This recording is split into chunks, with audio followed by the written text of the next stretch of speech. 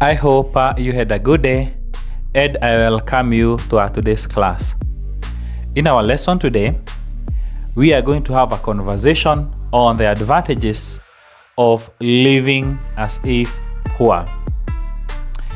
This is a financial topic, personal finances, family finances, and a topic that will be beneficial to us all. You see, when we talk about living as if poor, hatumaanishi kuwa mtu ako poor. Lakini, this is a concept ambayo inatusaidia kujua ni vyema kukaa a modest life, not a kind of a life whereby we spend even more than we earn, living beyond our means, seeking in debt, because maybe we are in a competition with our neighbors, with our colleagues at work, and at the end of it all, we find ourselves in a serious financial debt trap. So, katika mazungumzo yetu, tutaweza kuulizana, kuna faida gani ya kukaa as if poor ama living within one means in the spirit of being able to do better as far as finances are concerned. Number one, financial discipline and savings. You see, wakati mtu anaelewa that overspending is financially unhealthy na anaamua kukaa a simple kind of a life ambayo anaweza kuafford, huyu mtu ataweza kujitoa katika ile temptation ya kukopa, kuingia katika madeni na kukaa maisha ambayo hawezi kuafford. You see, it is not that someone does not have that extra money. It is not that someone cannot access the credit facilities. Lakini mtu anajiuliza, kwa sasa maisha yangu nataka ikue modest, ikue a simple kind of a life ambayo haina complication ama starehe ambazo ni unnecessary katika maisha yangu. And therefore, huyu mtu anaingia katika ile space ya spending ile pesa lazima ispend. Of course, even within a budget. So inaweza kuwa mtu akona earning ya a certain amount of money on a monthly basis or even in a day, in a fortnight, lakini anaamua sita spend hii pesa yote kwa sababu tu niko nayo mkononi, then nakuwa broke within a few days after receiving my earning. Huyu mtu anasema, kwa sababu niko na a budget na maybe budget yangu inafanya ni spend maybe 60% of my earning, then ile 40% I'll put it in a saving. Kama budget yangu ina consume maybe 70% of my earning, 30% will directly go to my savings. Ama mwingine, maybe budget yangu ina consume 80%, which should be the maximum, by the way. 80% should be the maximum budget inatumia kutoka kwa earnings zako. Kumbuka, there is a formula that is globally used for so many years na imekuwa very useful for many people, ile ya 50, 30, 20%. Hii ni kumaanisha that 50% of your earning iwe inaenda kwa your needs. Ile kitu ama vitu ambazo lazima ukuwe nazo katika maisha yako uweze kusurvive. They are called needs. Then 30% can go to your wants. Hii ni ile kitu ambayo inafanya your life ikuwe better. Yeah? A good life. Good to have. Kumbuka ile need ni a must to have, lakini hii want ni good to have. So 50 plus that is 80. Then 20% should directly go to the savings. Na kumbuka, nimesikia watu wengi sana wakisema, I earn so little, there is nothing I can be able to save. Na maybe mtu atako peke yake, hata maybe hajafika ile level maybe ya kuwa na familia, lakini ana justify overspending, kukopa hata zaidi, na ujue ni mtu mwenye ana earn kwa kusema maisha ni ngumu sana, hakuna kitu naweza weka ikiwa akiba. Lakini kumbuka, life may not get any better. The world economy seems not to be getting any better. The economy in a country seems not to be getting any better. And therefore, wakati mwingine itabidi mtu aweze kuchagua kukaa a simple kind of a life, a modest kind of a life, whereby wewe hautakuwa a slave ya overspending, kujiacha ukiwa kwa madeni, kwa sababu ukifanya vile utakuwa unakaa kama tajiri na unakaa kwa utajiri ambao hata hauna. In our point number 1, we are encouraging that we try to live a simple, a modest kind of a life, have what you need to have, and avoid unnecessary luxuries ambazo zitakufanya ubaki poor for very many years to come. And therefore, wakati mtu anaelewa that living as if I'm poor haimaanishi niko maskini, lakini it's a financial level of awareness ya kujua I should only be able to spend within my means, and when I'm spending, I have a primary responsibility of building on my savings, kwa sababu it is out of these savings that you will be able to achieve a particular capital to do an investment. The kind of investment that will give you a secondary source of income. What you are doing is a primary source of income you are having. Then when you're able to invest, you get a secondary source of income, and that way you are building financial security, you are getting yourself out of debt, and you are investing in a way that you are making your future to be secure. So ni vyema sana kuelewa that the moment we are living as if we are poor, even though we are not poor, we are building on our financial discipline, building on our savings, which will in turn enable us to make investments which will build the kind of financial security that will be good for us in the near future and even in the far future. That is point number 1. Point number 2, contentment and gratitude. You see, wakati mtu anachagua kukaa a modest kind of a life, huyu hata kuwa na ile pressure ya kukibizana na watu wengine, hata kuwa na ile pressure ya kusema majirani wangu wamenunua gari ya aina hii, so wacha niende nikakope ninunue kubwa kuliko yao ndio nisikie kama niko na amani.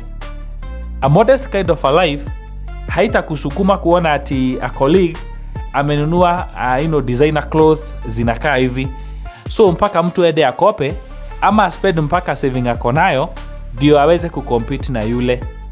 Yeah? This kind of a mindset haitamfanya mtu aseme watoto wangu wanasomea shule inakaa hii, lakini majirani wamepeleka wao kwa shule iko ya class ya juu, status katika society, wacha nitoe wangu huku, heri nikuwe na loan ama nikuwe nalipa school fees kidogo kidogo na ngangana, it is beyond my reach, lakini mpaka watoto wangu wakuwe kule pia wakuwe wanaonekana, ama watu wakuwe wanasema watoto wa fulani wanasomea shule fulani. Yeah, you see. So wakati mtu anataka kukaa beyond their means, kwa sababu simply anaangalia watu wengine, majirani wake, marafiki wake, other members of the family, na anataka kukibizana na wao ndio pia aweze kuonekana ako juu, ako kiwango fulani, huyu atakuwa anajikwamiza, na atakuwa anajikwamiza in a very bad way financially, kwa sababu atakuwa ameanza kukaa maisha ama life ambayo hawezi kuiafford.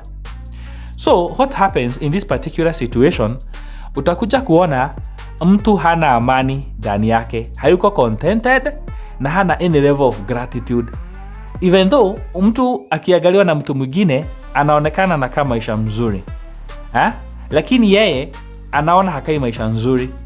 Kuna ile maisha anakaa ni kama anakibizana nayo, ni kama ako katika that state of chasing something, na akipata ile bado anaona kuna ingine iko kule mbele, anataka tena kuichase. So constantly mtu anakaa life yake ni as if ana chase something in life yenye iko hapo mbele yake. So mtu mpaka anajipata kwa madeni, anajipata anakibizana na credit offering firms, anajipata kwa credit reference bureau amedefault sana.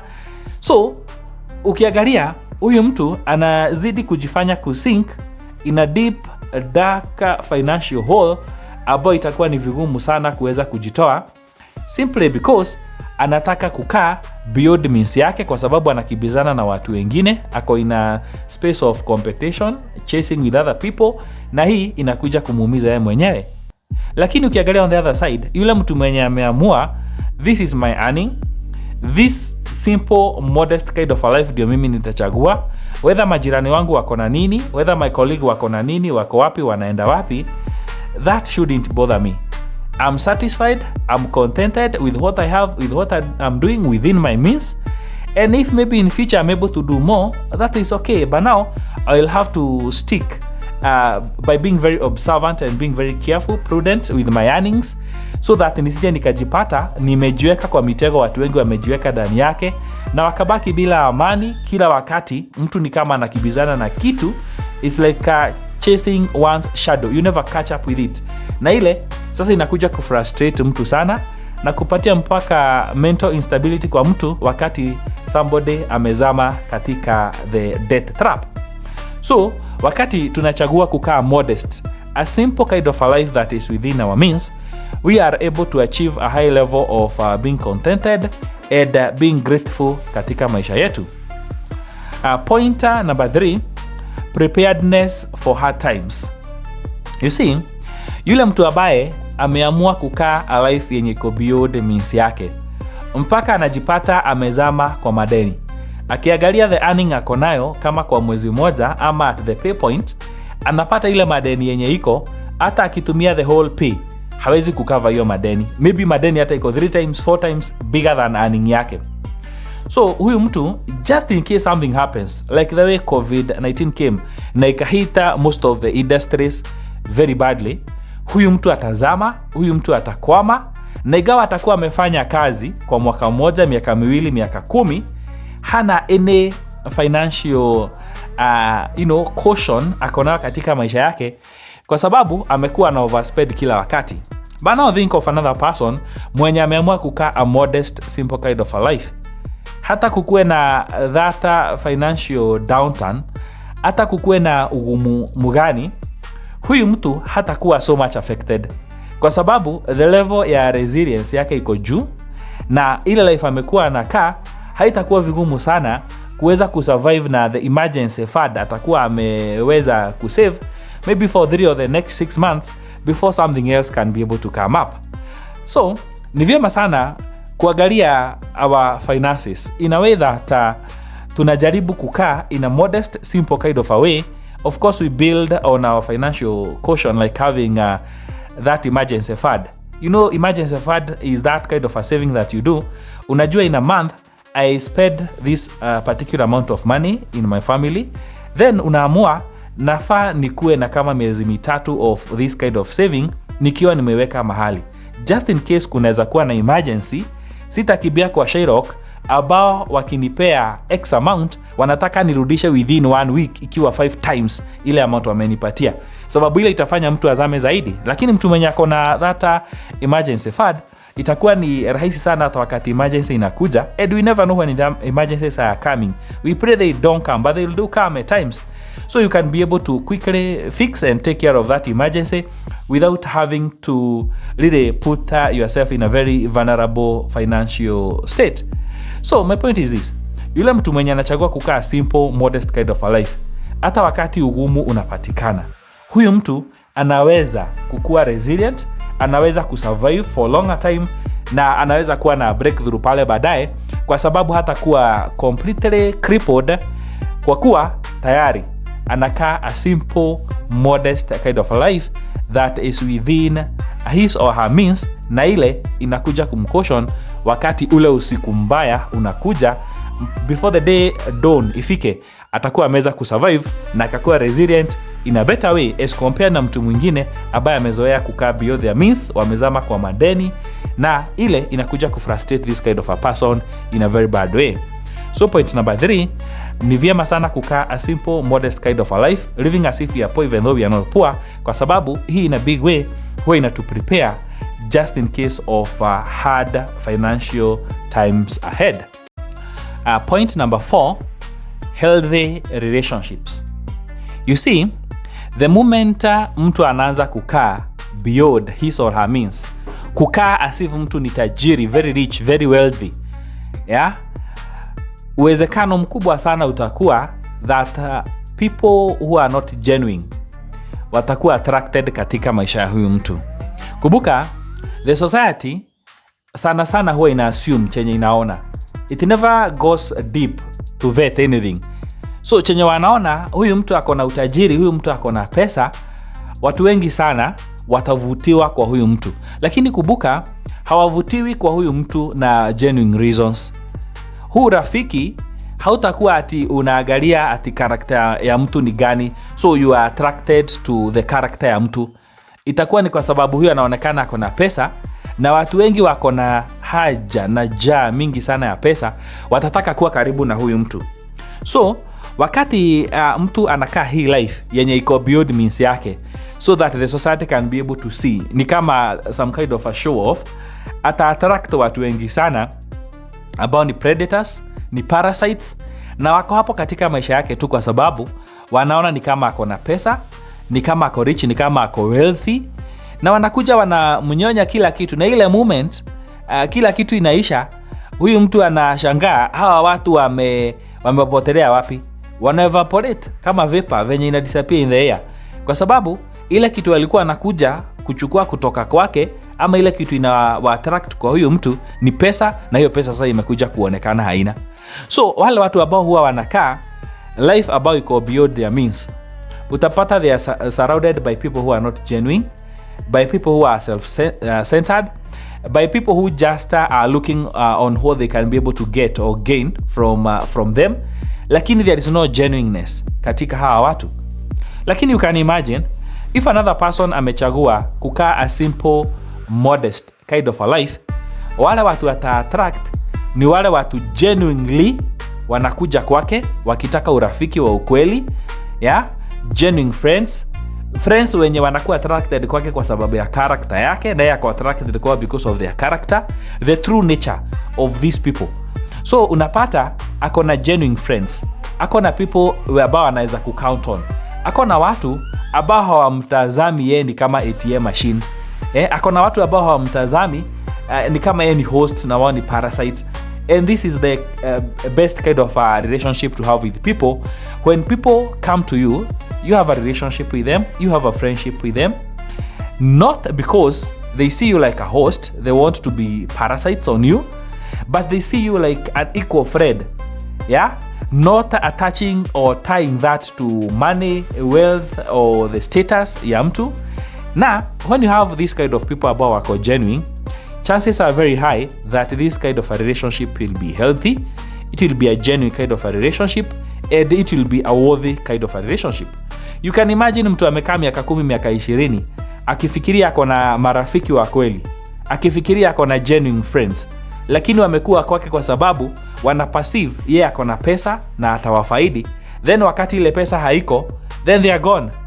Anacho akiwa peke yake, anacho akiwa stranded, na sasa ndio anajiuliza, yani 10-20 years nimezipoteza nikifikiria niko na genuine friends, kumbe nilikuwa tu na parasites katika maisha yangu. You see, that's a very sad state of affair, and it's a very bad place for someone to be, and therefore it is very important kujua that wakati you live a simple, a modest kind of a life, even though you are richer, wealthier than the way you are living, ile inakusaidia sana kuweza kutangamana na marafiki na watu ambao ni wa kweli wakiwa kwako, they are genuine, si wakora tu wanajishikilia kwako kama parasite, kama kupe. They don't think there is anything they can be able to bring to the relationship.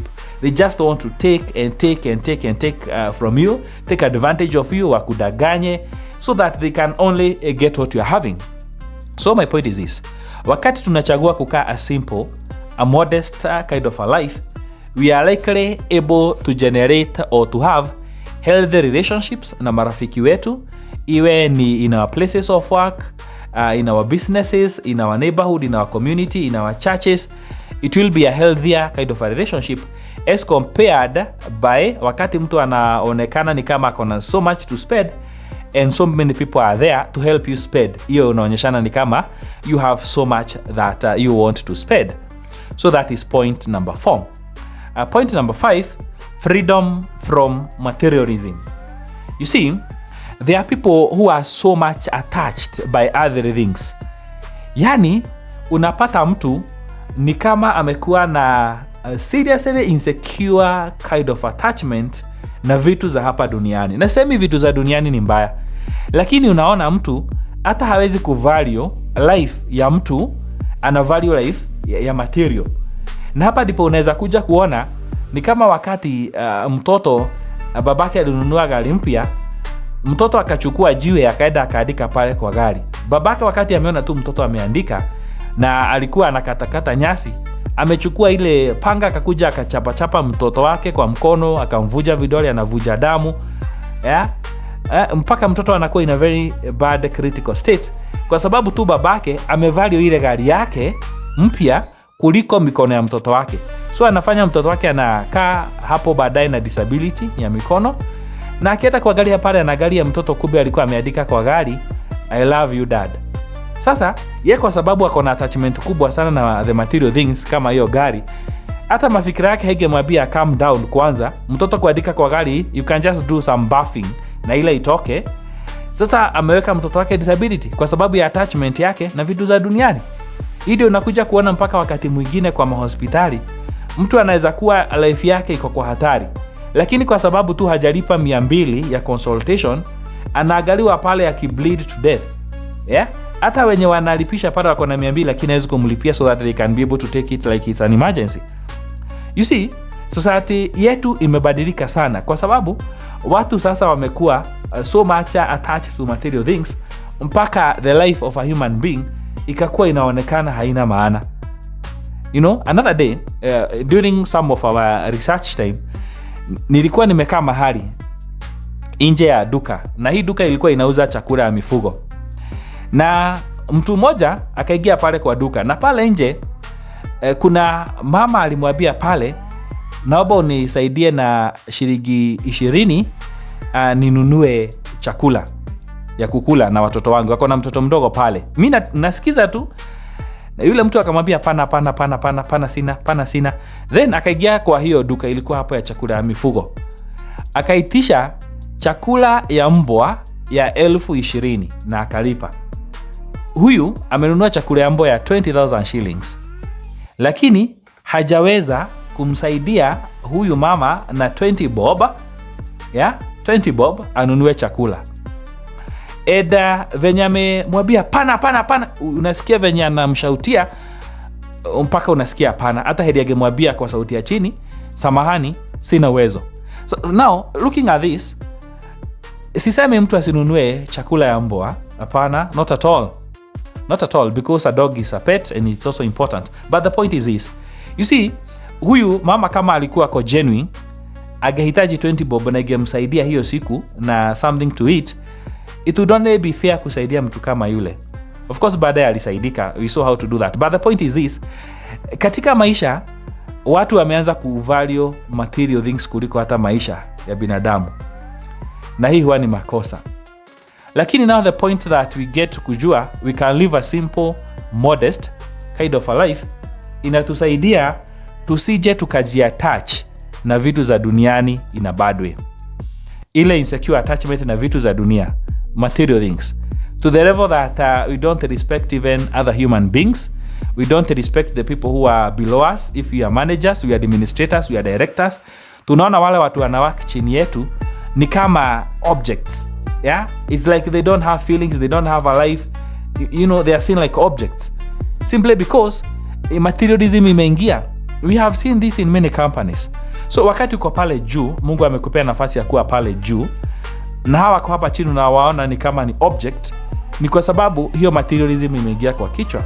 But you see, kama tungeamua kukaa a modest kind of a life, na sisemi tu kukaa physically, hii ni kukaa mpaka in the mind, mentally, it could be much easier to be able to value even other people na kuavoid kuwa na attachment hii insecure na material things.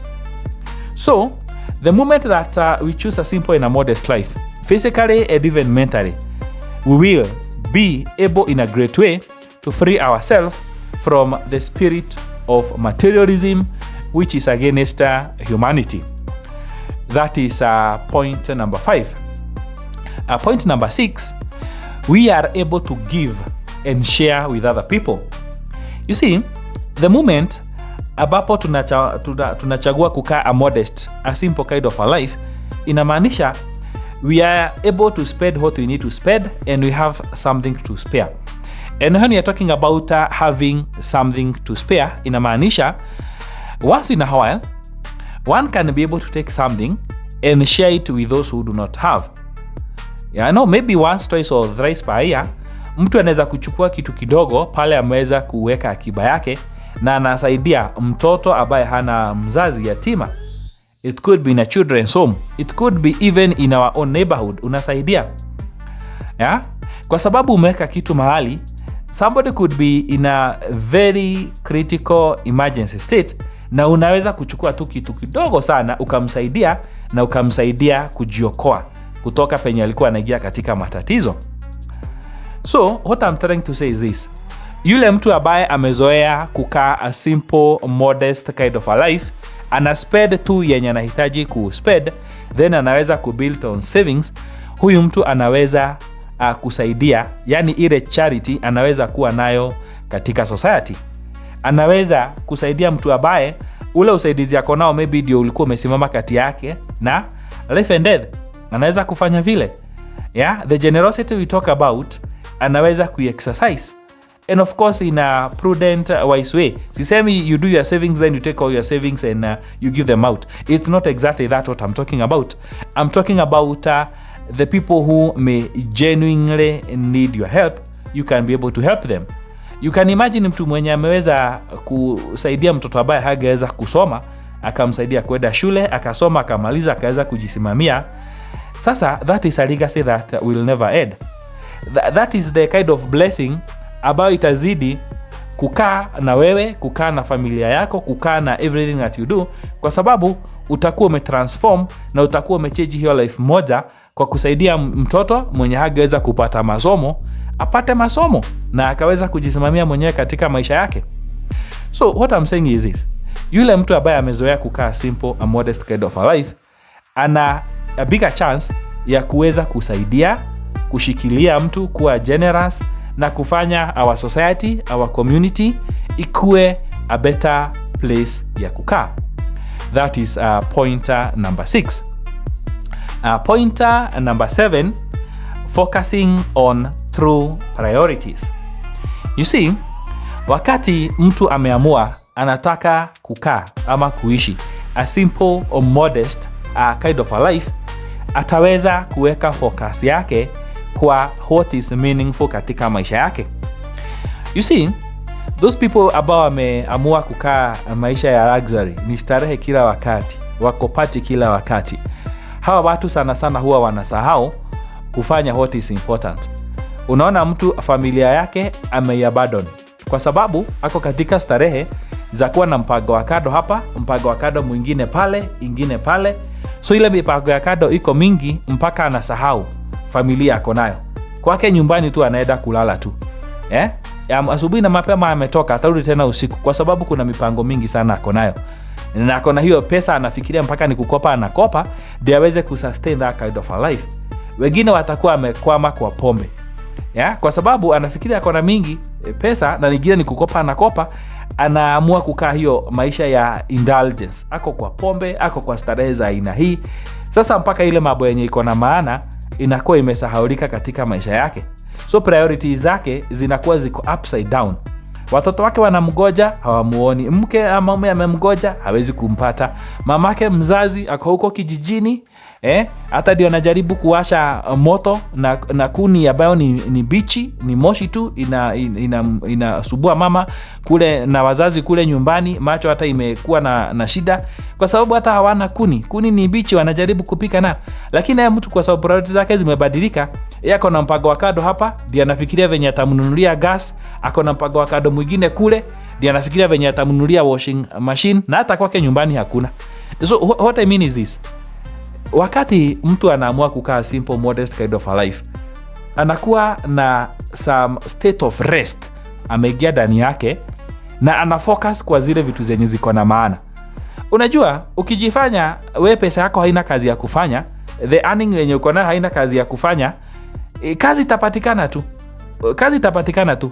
Hii maisha haikubali hiyo gap ama vacuum. Hiyo vacuum lazima itajazwa na kitu, na itajazwa na kitu ambayo itakufanya uharibu maisha yako, uharibu your hard earned money, your sweat iharibike.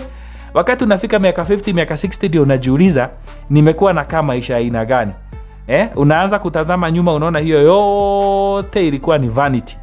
Sasa wakati uko 50 years ama 60 years or even 40 years, unatazama nyuma na kuona ulikuwa unakaa maisha ambayo you can only describe kama ni vanity. Who will you have to blame? You can only blame yourself, kwa sababu uliamua kukaa a life yenye iko beyond your means. Ukaamua kukaa kama wewe ni tajiri ule mkubwa sana, kila mtu anatake advantage of you.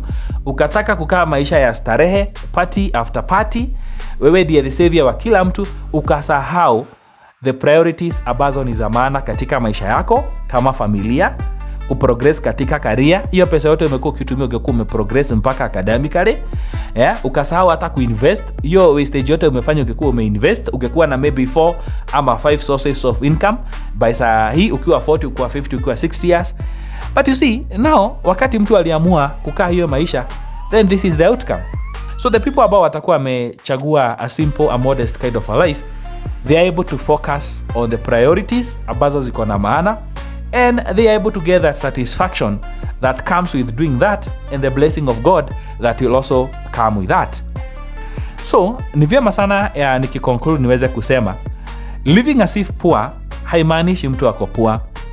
Inamaanisha mtu anajaribu kukaa within means yake, anajaribu kuavoid kusink into debt, anajaribu kuavoid kukaa maisha ambayo hawezi kuafford, maisha ya kukibizana na watu wengine, na mtu anakuwa hana ile rest, hana satisfaction, hana amani, kwa sababu amejiweka katika the kind of a belt ambayo inampeleka tu, hakuna kutulia, hakuna kufocus.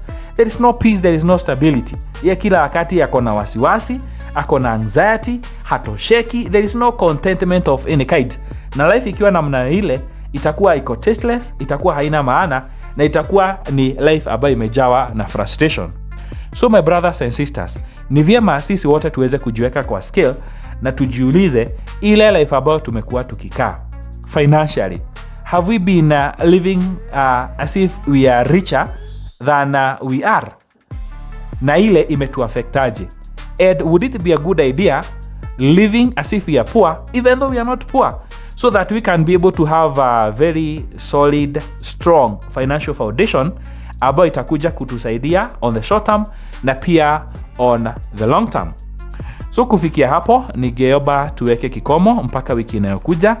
Na kwa yule mtu angetaka kupata counseling ama therapy personally kutoka kwetu, ama motivation as a group, mentorship ya mtoto on career, academics and so on, you can reach out to us. Namba yetu ni 0704 702 702 0704 702 702. Kwa mara ya mwisho 0704 702 702. Uandike Coach Robert Mwangi, na asanteni sana kwa kuchagua Waumini FM.